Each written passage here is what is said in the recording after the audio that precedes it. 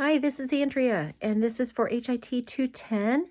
We're talking about chapters 14 and 15. Chapter 14 is the paper claim, CMS 1500, and chapter 15 is the electronic claim. So this is just meant to be a video highlight of both of those chapters. We'll see how long I run on.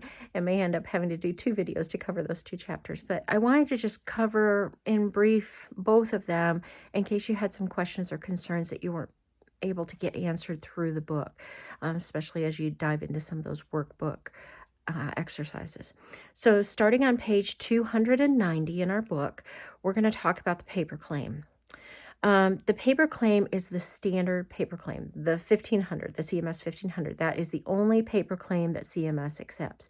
And those of you in 210, I know that sometimes Carrie gives you tests where you have the little fill in the circles and then she runs them through a machine and the machine will grade them for her based on the little circles that you fill in. And as you're probably aware, the machine is very temperamental. It only knows to recognize, is it filled in or is it not? If you fill in the wrong circle and you erase it out, and then you fill in another circle, but you didn't erase out the first one properly or completely, it may pick up the other one, and especially if it's before it on the sheet, and it's just hypersensitive, and it's easy for it to make mistakes or to say it will not count something. It's the same way with a CMS 1500 paper form. Those forms are designed to go through a machine that recognizes the characters in them. There's no, there's guidance on the form in terms of what you put in each individual section of the 1500 form, but there's no way for the form itself to limit it. So let's say instead of putting in a date, you put in letters. That will throw the machine off. But there's no way for the machine to prevent you from putting the letters in as it would if it were an electronic form. So when you think about these forms, when you think about the paper form, think about it from a common sense standpoint. Think about the fact that it's checked by a machine. So everything has to be within the certain little boxes and spaces, and it has to look normal, and it has to be typed, and it has to be clear, and it has to be exactly as they want it.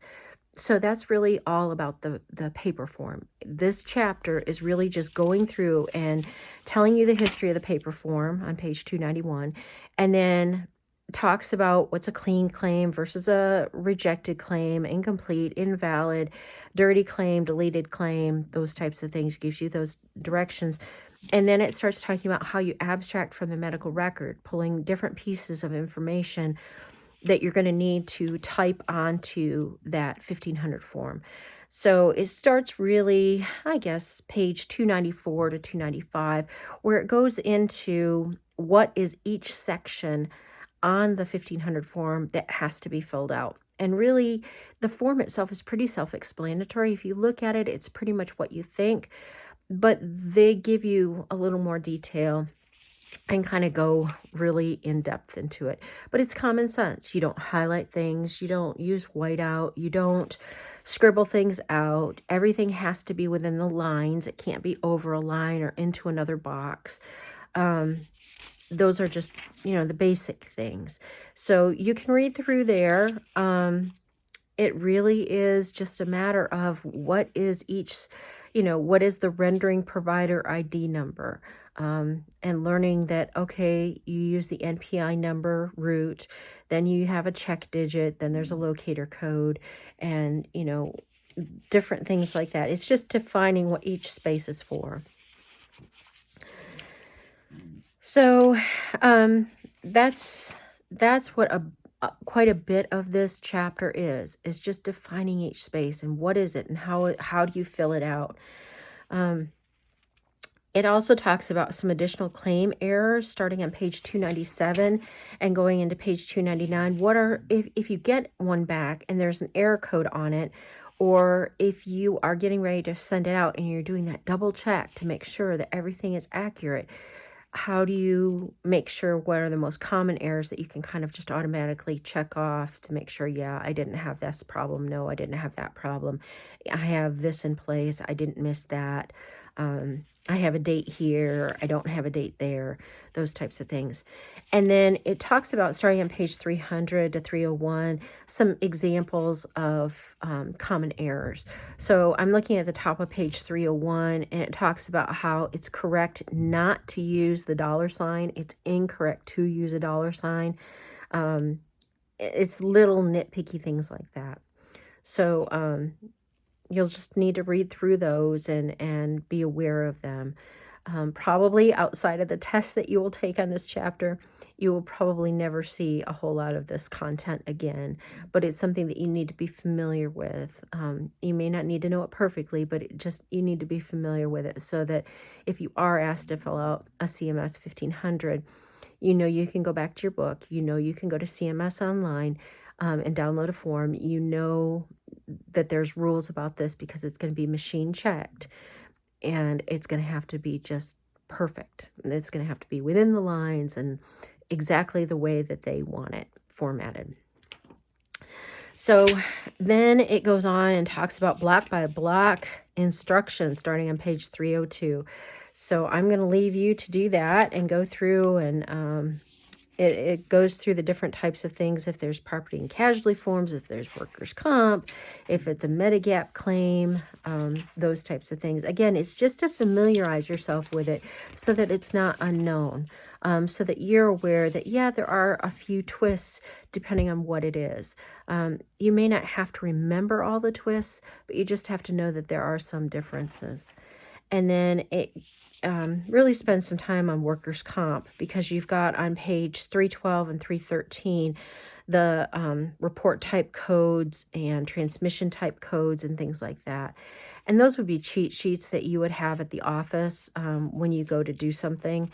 If you end up in an office as a CMA and you're doing billing, they'll have a lot of this information already available to you, or you can go online and get it right from CMS, so that you have it. So don't feel like, oh, I've got to know that a CT is a certification or a CK is a consent form. No, that's not really what this is for. It's just to let you know that when you do workers' comp, you've got some codes that you're going to need to be aware of for report type and transmission type. And then it goes on, talks about Medicare claims, place of service codes. It's not that you need to memorize the place of service codes. It's that you need to know that with Medicare, they want to know what the place of service was. It helps them understand when they're processing that claim.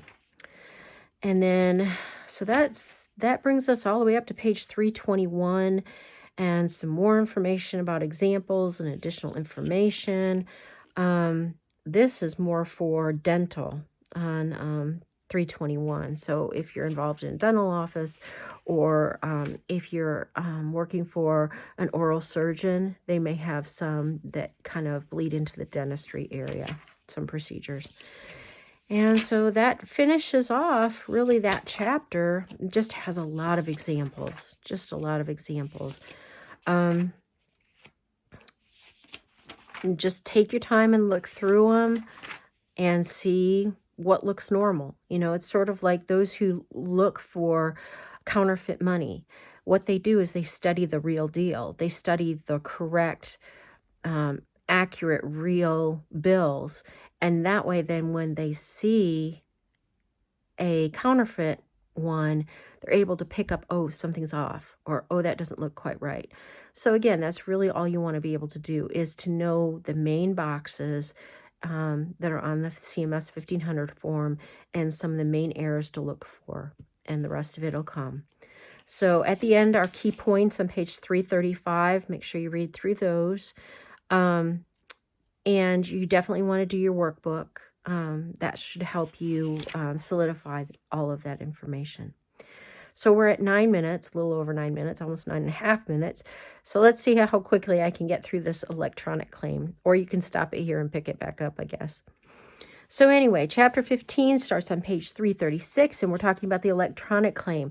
Electronic claim is pretty much like any other form you fill out online for any other significant agency of the government or an insurance company, those types of things. You have automatic information that will flow in. There are drop-down boxes that limit what you can choose to put on the form, and it's already formatted for the electronic entry, so that really helps. Um, it's much easier, and most places do electronic claims. Um, it's very uncommon nowadays for paper claims to go out. It happens. Don't get me wrong. It happens, but it's not common whatsoever. It's really more electronic claims, and the systems really guide you through what needs to be in there. And many of the systems are already set up to pull the information directly from the medical record, so you don't even need to go in and look. It just automatically takes it. What you do need to do is make sure that your electronic medical record is accurate, because if it's pulling wrong dates, that's going to be a problem. Or wrong patient or guarantor information, that's going to be a problem. Wrong codes, that's going to be a problem. So as long as your information, your data in your electronic system is good and accurate and that sort of thing, when it pulls it over through an interface, as long as the interface has been thoroughly checked, it really works well and saves a lot of time.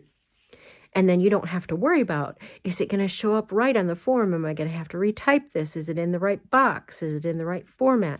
Because the electronic system itself says it has to be month, day, year, year. It automatically formats it for that. And the interface is set up to pull it in that way. So it's not a matter of having to make sure that it's a 4-character year versus a 2-character year.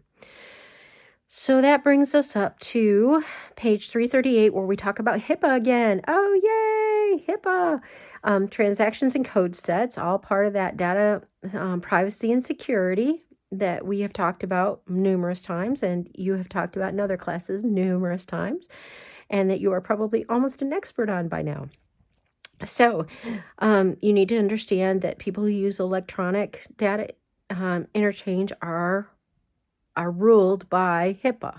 They have to follow all of HIPAA. They are a covered entity, and they have to follow the rules because of that. So part of HIPAA is having transaction and code set standards, making sure that everybody reports the same things in the same way, using the same characters and classifications and that type of thing. So that's all on page 339 that you can read through. Talks about what's required data versus situational data, which again is common sense. Required data is not going to change for that patient, but situational data might change depending on when they come in and when they see the doctor and what their issue is. Then it talks about all sorts of stuff for the ANSI, American National Standards Institute, on page 341, and it just goes through a lot of that information. All you really need to know is standardization. That's it. It's all about standardization. It's making sure that everybody who submits electronic claims uses ICD-10, CM, diagnosis codes, and if it's an inpatient surgery, they use ICD-10, PCS codes, and if it's outpatient procedure or outpatient surgery, they use CPT-4 codes. It's things like that. And they talk about how the data that is pulled in and put on the electronic claim, and then how it's sent out and where it's sent out to. It gets into clearinghouses again and some of that. So if you're really dying to know all the details behind the transactions, functions, formats, groupings, comparison of forms, pages 342 and 343 are yours to review at your leisure. Looks like 344, it keeps going, and 345, 346, 347. Oh, all that lovely information. So anyway, it compares the paper form to the electronic form, and it talks about what's required and how it's required, and those types of things. Again, if you're doing billing on a daily basis, this will become second nature to you through your training and through your experiences.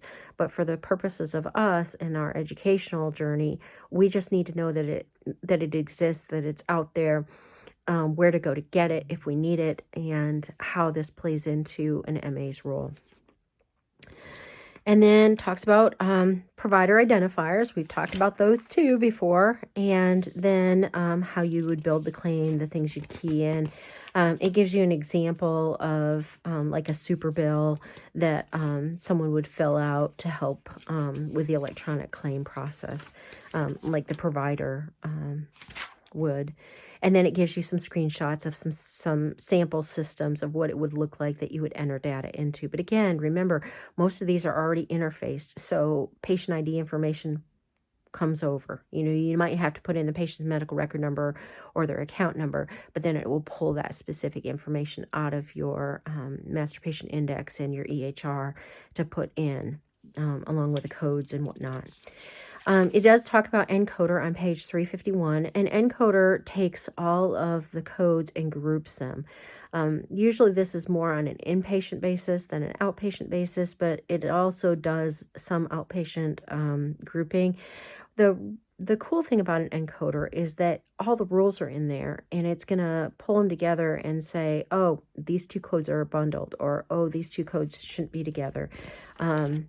And that's also part of the edits process. I think we've talked about NCCI edits, MUE edits, or if we haven't, we will be. If not this week, next week, or when we get to CPT-4 codes. But there's a lot of what they call scrubbers. And when you do the electronic claim, once the information's in the electronic claim goes through what's called scrubbers. And the scrubbers have all these rules from the feds and the insurance companies built in.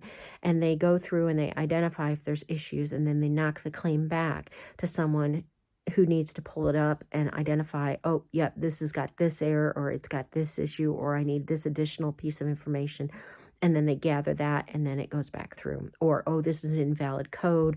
This insurance company doesn't take this.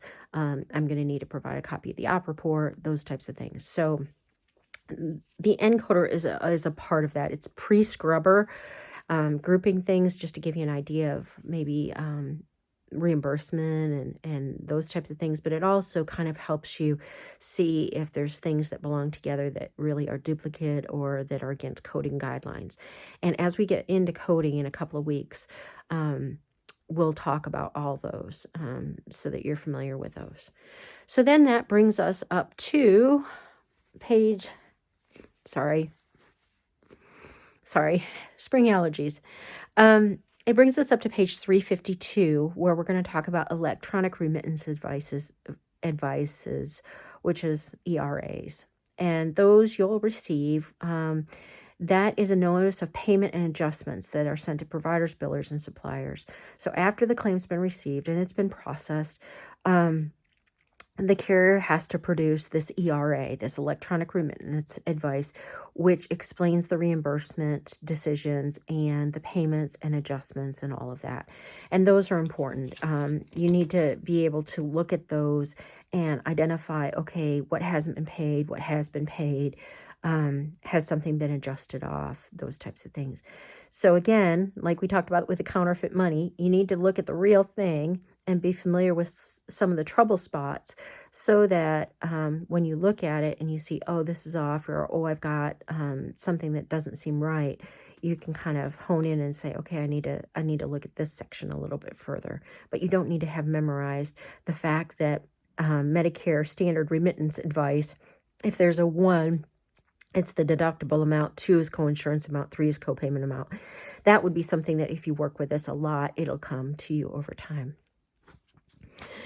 And then it talks about different ways of sending the claims, which hopefully in an office, you should have IT folks that will help you through that. You shouldn't have to worry about that, but it's all electronic. Then it goes through the transmission reports and some electronic processing problems. And again, hopefully you'll have other people in wherever you end up that will be working on that specifically to free you up to do patient care, which is what you're trained to do, and work to your license, which is what it should be.